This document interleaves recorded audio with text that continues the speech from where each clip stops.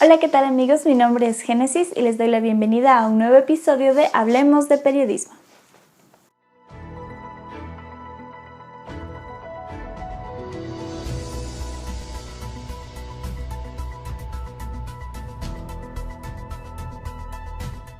El día de hoy hablaremos de un tema un tanto polémico, pero muy importante tanto para los que son periodistas como para los ciudadanos.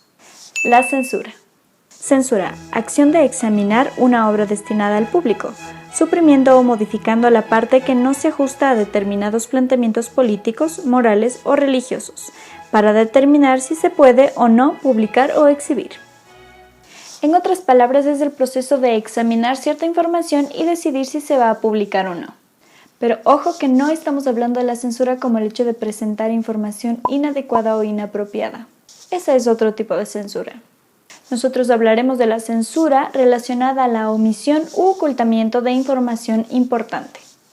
Pero ¿por qué es importante para un periodista y la ciudadanía entender lo que es la censura y cómo funcionan los medios de comunicación? Es importante por la sencilla razón de que los periodistas nos manejamos con información, que como dijimos en otro video es de interés público, lo cual puede llegar a afectar o beneficiar a la sociedad. De ahí la importancia de poder informar de una manera completa. Pero ¿qué pasa cuando en algunos casos esa información no se presenta, se oculta o se omite? Pues ahí estamos hablando de censura. Y lo único que provoca es que la gente ande a ciegas, que crea todo lo que le muestran, que se crea escenarios que le están presentando un paraíso o un completo caos, cuando la realidad es completamente diferente. La censura lo único que hace es que un país se vuelva ignorante e ingenuo. ¿Pero cómo funciona la censura? Pues bueno, no es como generalmente lo imaginamos. No es ver a periodistas amarrados de manos y pies con trapos ensangrentados cubriendo su boca. No. La censura es mucho más sutil. Usa métodos más silenciosos, tanto que a veces pueden llegar a ser imperceptibles para la mayoría de la población. Veamos casos cercanos para entender un poco más. En Ecuador muchas veces se han jactado de la inmensa libertad de expresión que existe. Pero la verdad es que casi siempre ha existido la censura, en mayor o menor cantidad, pero siempre ha estado ahí. Muchos alegan que los casos de censura empezaron a tomar fuerza desde el gobierno de Rafael Correa, cuando él empezó constantemente a atacar a la prensa en sus sabatinas tachándola de corrupta.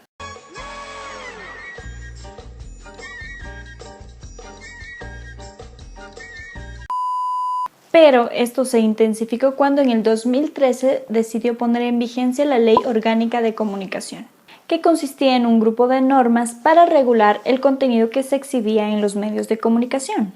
Y también se creó la Supercom, que sería el organismo responsable de hacer cumplir estas normas. Pero la realidad de la censura es que va más allá de la aplicación de ciertas normas y de la existencia de un organismo de regulación.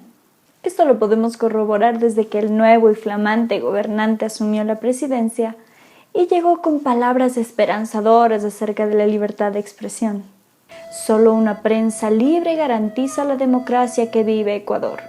En 2 años reformamos la ley de comunicación, firmamos la declaración de Chapultepec y conformamos el Comité de Protección para Periodistas. Así conmemoramos con hechos el Día de la Libertad de Prensa. ¡Ay, qué bonito! No sabía que eras poeta. Porque para este mandatario muchas veces es preferible un exceso de libertad de expresión antes de que exista la censura. ¿Verdad? Medios alternativos ecuatorianos denunciaron que el gobierno del presidente Lenín Moreno atenta contra la libertad de expresión. Diferentes medios de comunicación alternativos denuncian ataques contra el ejercicio del periodismo, como es el caso de Radio Pichincha Universal. Radio Pichincha ha sido cerrada en 2 ocasiones y los ataques contra su programación se intensificaron a raíz de las protestas populares contra el presidente Lenín Moreno. Pero no solo medios alternativos ecuatorianos han sido atacados, también el gobierno nacional ha decidido sacar de la cablera pública cadenas internacionales sin justificación. Cadenas mundiales de noticias como Telesur son sacadas de las operadoras de cables, incluso públicas. El último caso de la censura de Russia Today, que salió del aire de la cablera oficial del Estado pública CNT sin ninguna explicación. Entonces se puede ver esa presión. Una de las cosas que este defensor de la libertad de expresión hizo fue reformar la ley de comunicación. y en 2019 eliminó la Supercom, la cual la tachó de inservible y como un ente sancionador que no cumplió con el objetivo que estábamos esperando, que era de facilitar la comunicación. Pero cosa curiosa es que en el 2017, antes de que sea eliminada la Supercom, esta se atrevió a sancionar a 7 medios de comunicación ecuatorianos.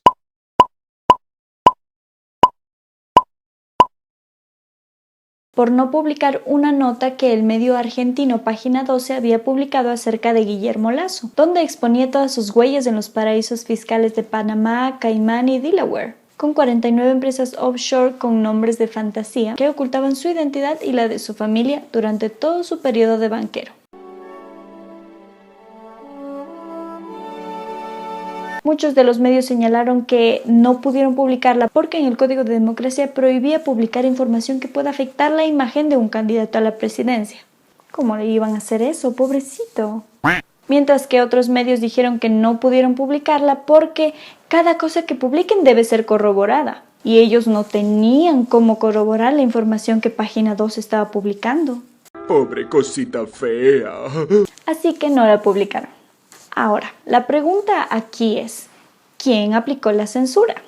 ¿La Supercom al sancionar a los medios por no publicar la información de relevancia? ¿O los medios, o quienes los manejan, que fueron los que no publicaron la información? Saquen sus conclusiones.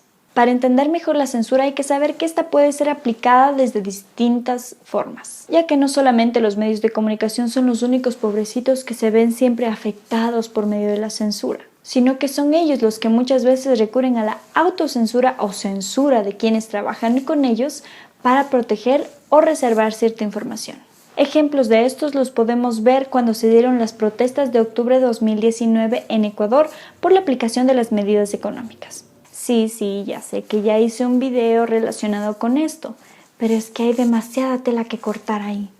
Para no mencionar todos, porque fueron muchos, pondré el ejemplo del caso de un diario cuencano, donde una de sus periodistas salió a la calle para cubrir los acontecimientos de protestas que se estaban viviendo en esos días. Empezó a relatar todo el abuso policial que estaban sufriendo las personas que salieron a protestar. Pero cuando terminó de escribir la noticia y publicarla, esta fue dada de baja, es decir, eliminada. ¿Por qué? Pues por órdenes superiores. Porque lo que se veía en los medios de comunicación era esto. Ya en horas de la tarde los protestantes se agolparon hacia el centro de la ciudad. La policía formó cercos en la Benalcázar, la Sucre, la Guayaquil, entre otras, para impedir el ingreso de los violentos manifestantes hacia el Palacio de Gobierno, punto a donde querían llegar. Esto no fue suficiente para los violentos protestantes, quienes empezaron a destruir gran parte de los bienes públicos. En una de las habitaciones del Hospital de la Policía Nacional, encontramos al coronel Enrique Bautista, comandante del distrito Calderón, recuperándose de las agresiones que sufrió el pasado 12 de octubre en el estadio de Calderón, donde fue secuestrado por indígenas junto a otros 50 uniformados. Eran vándalos infiltrados que estaban asesorando a la gente para que nos agreda a nosotros. Actualmente, están afectados psicológicamente. Vamos a seguir protegiendo los derechos y la tranquilidad ciudadanas. Evitaremos siempre cualquier derramamiento de sangre. Quienes se han permitido agredir, robar, destruir, tendrán que someterse a la ley.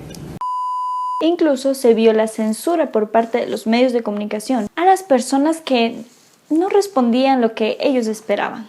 Ya cansados con este gobierno, digamos, mentiroso. Gracias. En la ciudad. Sí, porque negó es mentiroso. Bueno, muchísimas gracias, perdón. Por eso estamos grabando también para comprobar el trabajo de los medios de comunicación.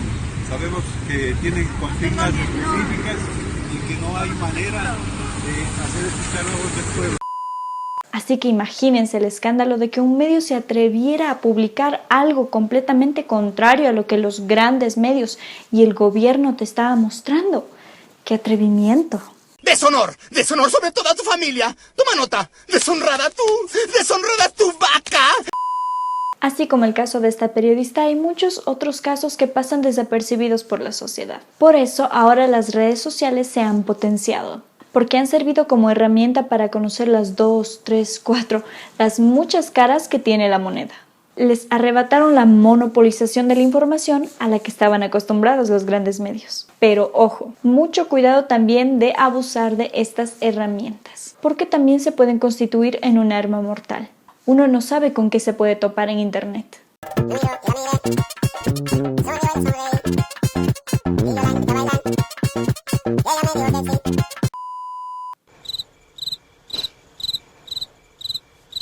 No, ya, en serio. Cuidado con tomar la libertad de expresión y transformarlo en libertinaje de expresión. Porque, como decía un profe, la libertad de uno termina cuando la libertad del otro comienza. El punto de todo esto es entender la función que tiene la censura. Porque cuando hay censura, significa que hay falta de información. Y cuando hay falta de información, se crea ignorancia. Y cuando hay ignorancia, nos volvemos fácilmente manipulables. Y es ahí donde muchos se quieren aprovechar. Fue en el auditorio de la UTLA Park en el norte de Quito, en donde la ministra de Gobierno María Paula Romo realizó la presentación de su libro Octubre, la democracia bajo ataque. Dice que al cumplirse un año de las violentas manifestaciones con las que se secuestró a todo un país, era necesario crear una memoria histórica, narrar los hechos desde varias vivencias y contarle al mundo y a las siguientes generaciones lo que el Ecuador vivió durante el 1 y el 13 de octubre de 2019. Y para finalizar recalcó que en octubre pasado se develó el daño que causa la desinformación. Pero claro que la desinformación es muy peligrosa. Por eso es que tuvieron que venir los medios internacionales para mostrar lo que en realidad estaba pasando acá, porque los medios de acá eran tan buenos, ¿cierto?